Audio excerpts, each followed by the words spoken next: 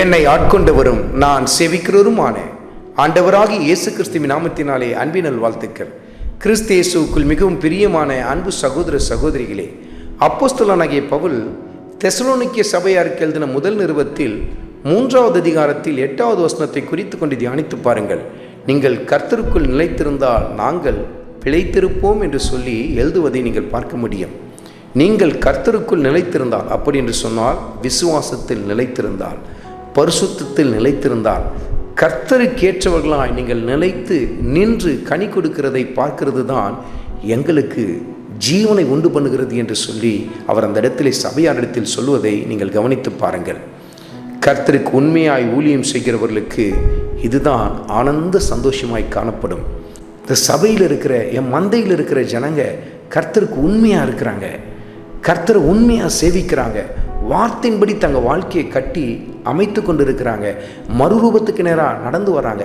இதுதான் உண்மையாய் கர்த்தருக்கு ஊழியம் செய்கிறவர்களுக்கு ஜீவனை உண்டு பண்ணுவதாய் காணப்படும் பாருங்க. ஆனால் போலியாக கர்த்தருக்கு ஊழியம் செய்கிறவங்களுக்கு அதெல்லாம் பற்றி கவலை இல்லை. அவங்க கர்த்தருக்குள்ளே இருக்கிறாங்களா இல்லையான்றதெல்லாம் பற்றி அவங்களுக்கு கவலை இல்லை. காணிக்கை போட்டான்னா நேற்று சைக்கிளில் வந்தான், இன்றைக்கி காரில் வரான், பா நல்லா வளர்ந்துட்டான், இதுதான் அவங்களுக்கு சந்தோஷமாக இருக்கும். ஆனால் அவன் ஆவிக்குரிய வாழ்க்கை எப்படி இருக்கும்? குடிப்பான், வெறிப்பான், சினிமா பார்ப்பான், வேசித்தனம் பண்ணுமா, விபச்சாரம் பண்ணுவோம், அதெல்லாம் பற்றி அவங்களுக்கு கவலை இல்லை. அவங்களுடைய நோக்கம் எல்லாம் பணம் பணம் பணம் தான். அருமையான மகனே, அருமையான மகளே, நீ கர்த்தருக்குள் நிலைத்து நிற்பது தான் கர்த்தருக்கு உண்மையாய் ஊழியம் செய்கிறவர்களுக்கு மிகப்பெரிய ஒரு உத்வேகத்தை கொடுக்க ஆரம்பிக்கும் பாருங்கள்.